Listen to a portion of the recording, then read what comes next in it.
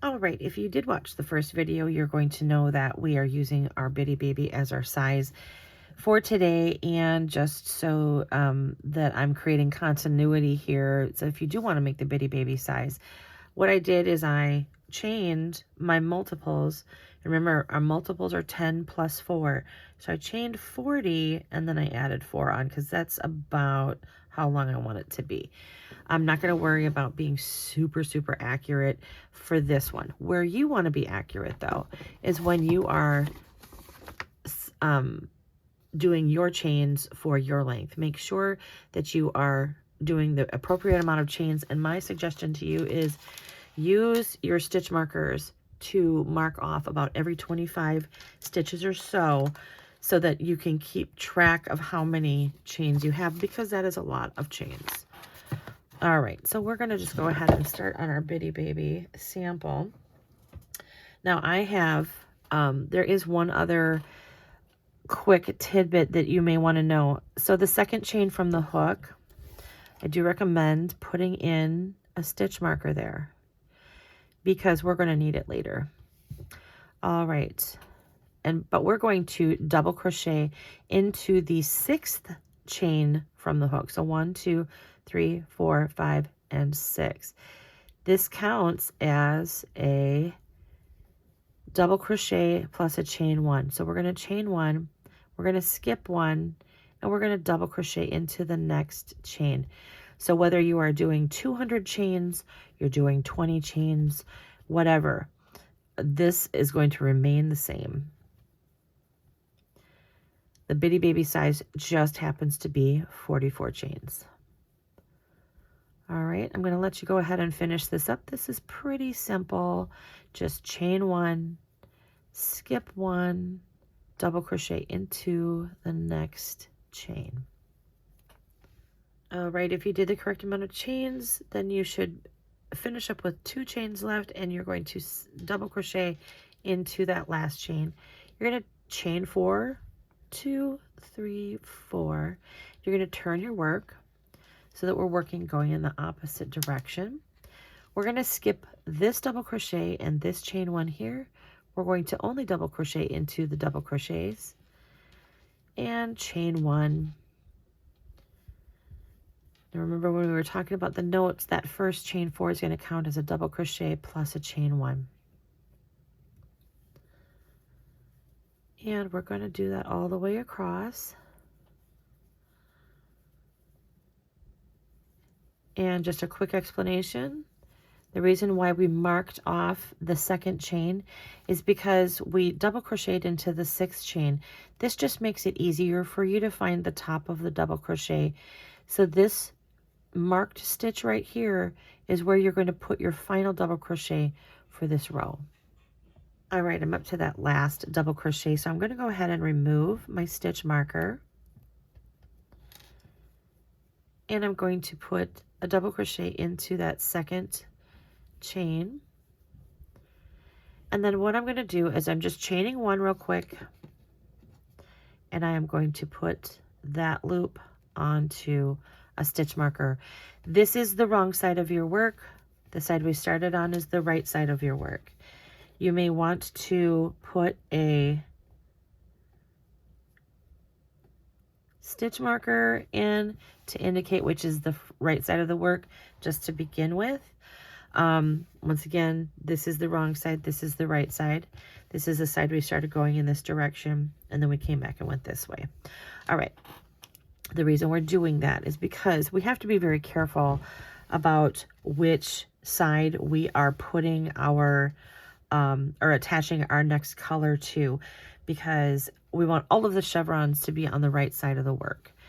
All right, so this is where in my notes I said for the tassel, you want to leave a little bit of a long end. Well, this is for a Bitty Baby, so I'm not going to make it super duper long. But if you are making the adult size, make sure that you pull it maybe about, 6 inches or so, because your tassels are going to be fairly long. This can be trimmed down, but it is very hard to make it longer. And I made a mistake when I was first starting mine, and I made my pieces too short. And it was kind of a pain in the hinder when I went to do it later. So I'm just making a slip knot real quick, we're going to do what's called a standing single crochet. So get all of this business out of your way and off to the side so that all you have facing you is your double crochet.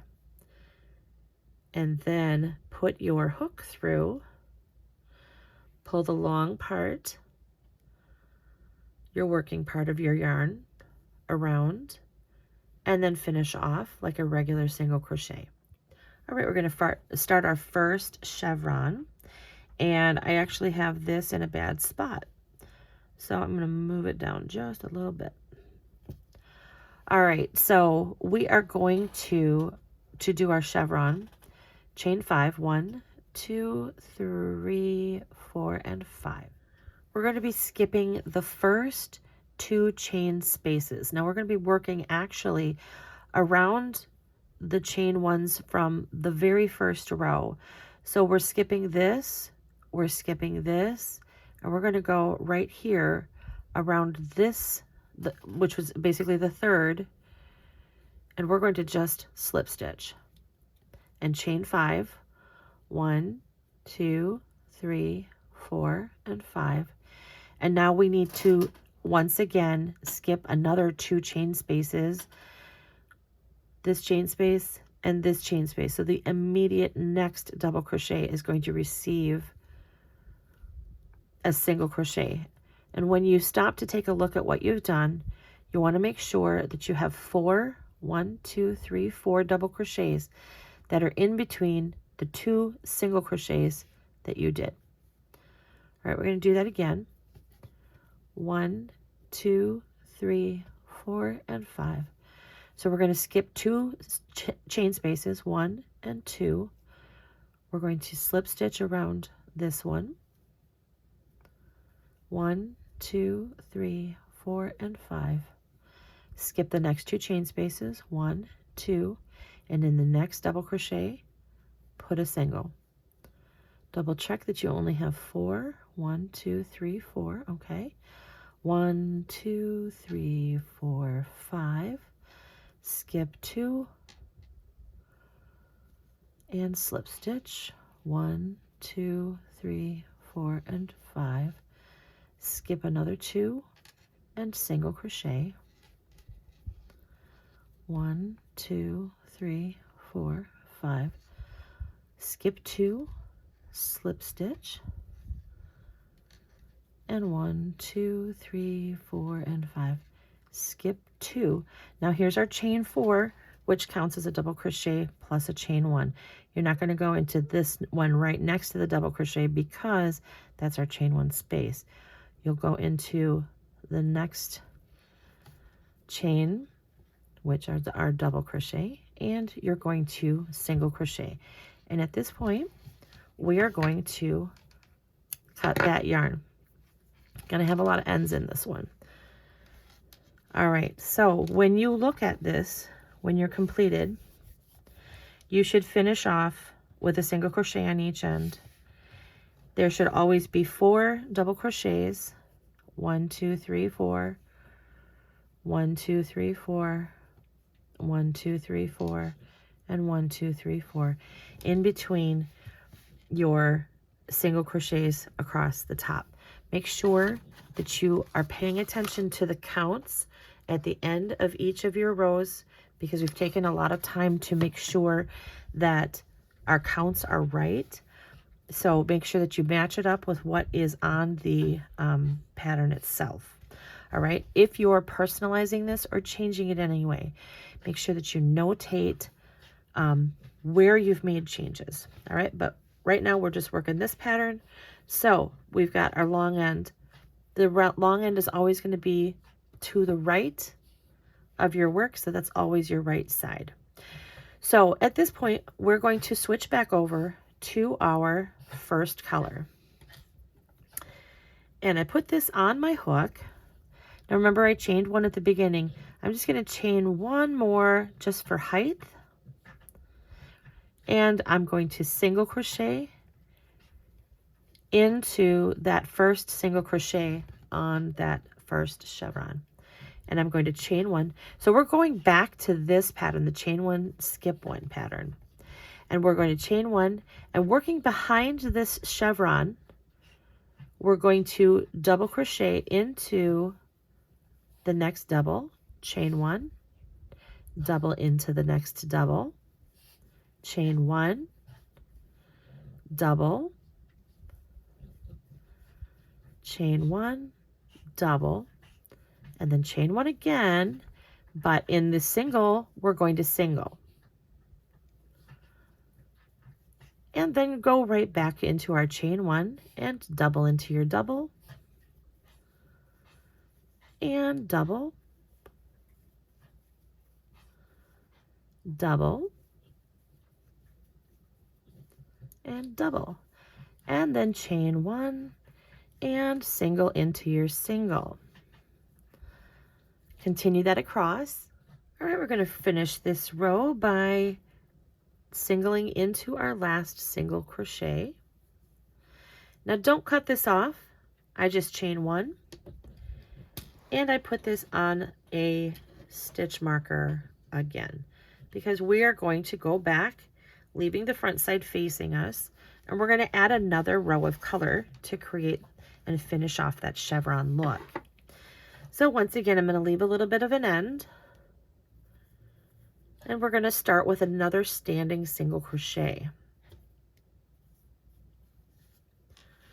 So when we come over here, we're going to work into the first single crochet,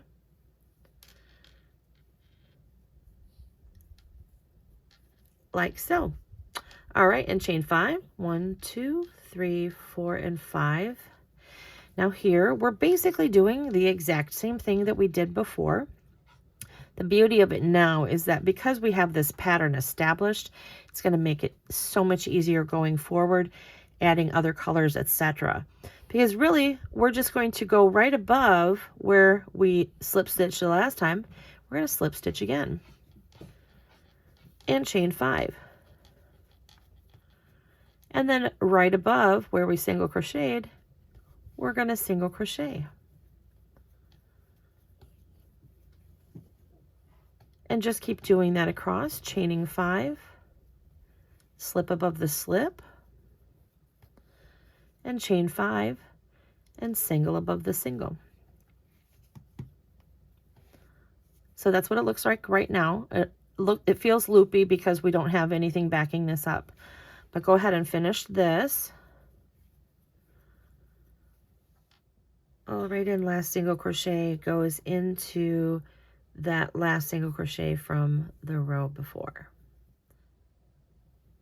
We're going to be chaining 4, so 1, 2, 3, and 4, because we need to do 2 rows of just this double crochet, chain 1, skip 1, double crochet, and see how the little single crochets from the row below pulls that chevron up so it's nice and neat. This is going to be the direction that we're going to actually be looking at this when we're wearing it, because they're meant to go as a zigzag up and down. But of course, as we're working on it, it looks like this.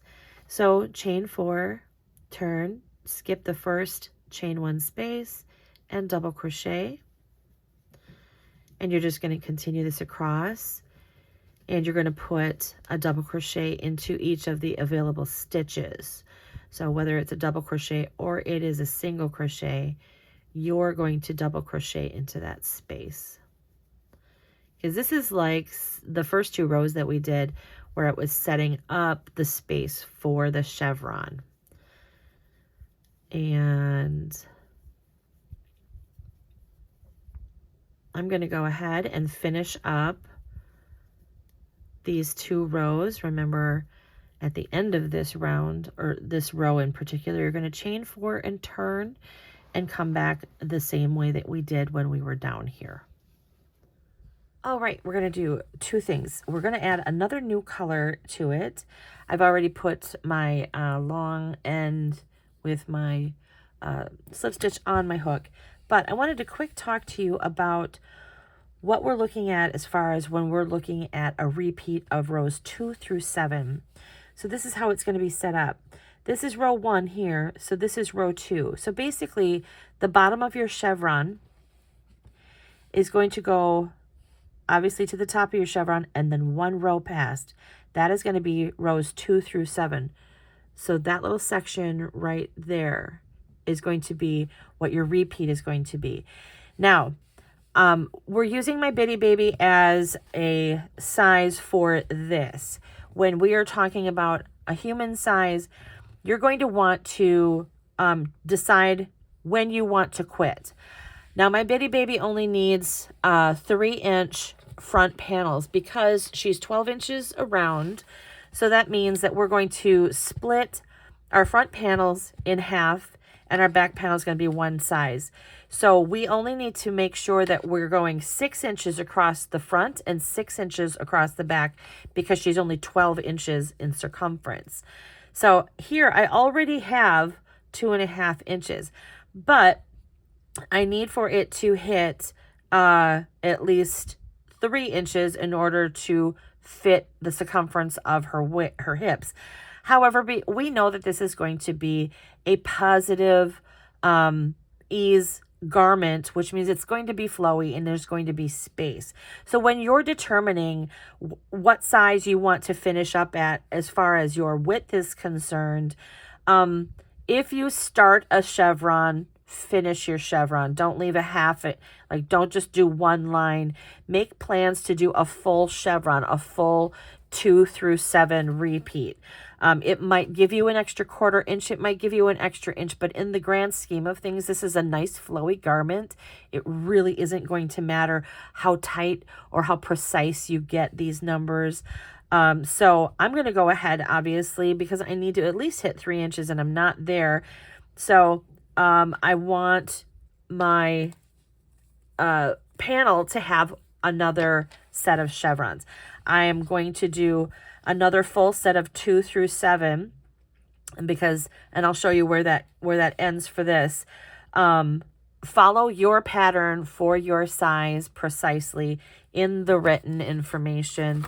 There is, if you watch the other video, there is sizing for all 3 that you're always going to finish on a row 7. For the front panels, you're going to have to reach obviously half of the full panel size on the back.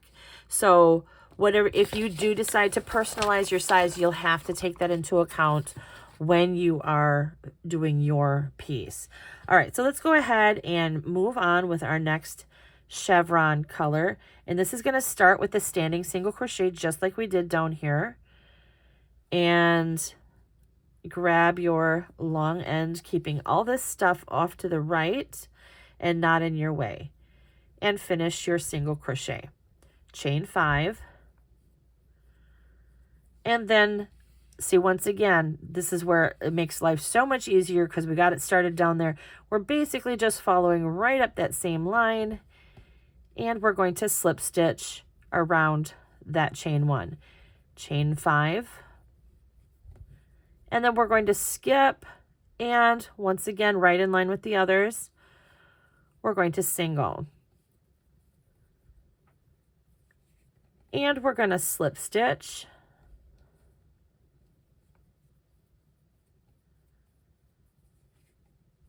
And we're going to single.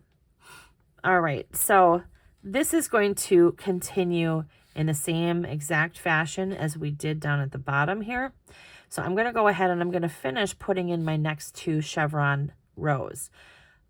Alrighty, so this is done. I've stopped on my row 7. Let's take a quick measurement. I am at about 3 3/4 inches. That'll work perfect for my Bitty Baby.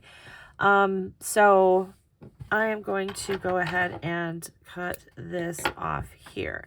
Now, so for the Bitty Baby size, and well, for the human size as well, you're going to need to make 2 of these panels. Your panels need to be identical and they need to be the same length and same width, etc. So make 2 of these. Now for your back panel, it's going to have to be the same size as the front panels together. All right, so if you've got 3 3/4 and 3 3/4, you're going to need a total of 7.5 inches for your back piece. All right, so when you're thinking about your human-sized pieces, you're going to need to do the exact same thing. If you finish with 12.5 inches across for a small and 12.5 inches across, you're going to need a total of 25 inches for your back panel. You're not going to stop in between and sew them together. You're just going to make one panel that's 25 inches. And basically, you're just doing your very best to get them as close to the same size as possible, always ending on row number 7. All right, so have fun with this. I'm going to see you after I get my other panels completed, and we'll work on assembly.